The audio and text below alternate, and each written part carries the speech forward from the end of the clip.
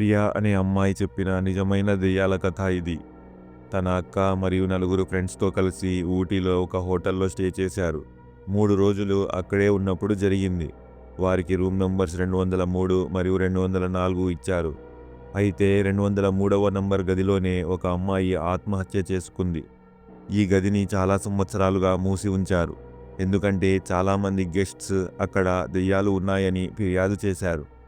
మొదటి రాత్రి తెల్లవారుజామున 2 గంటల ప్రాంతంలో ప్రియా వాళ్ళ అక్కకు అల్మారా లోపలి నుండి పెద్ద శబ్దాలు వినిపించాయి.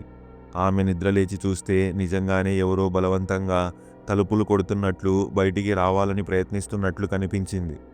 వెంటనే ఆమె తన ఫ్రెండ్స్‌ని పిలిచింది. వారు అల్మారా తలుపులు తెరిచి చూస్తే అందులో ఏమీ లేదు.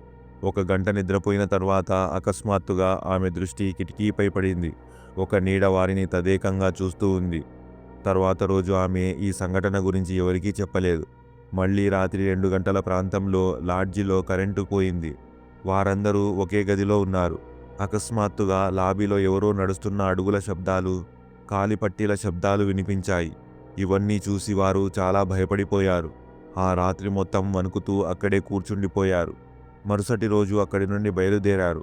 కానీ 7 రోజుల తర్వాత ప్రియా వాళ్ళ అక్క అనుమానాస్పదంగా మరణించింది.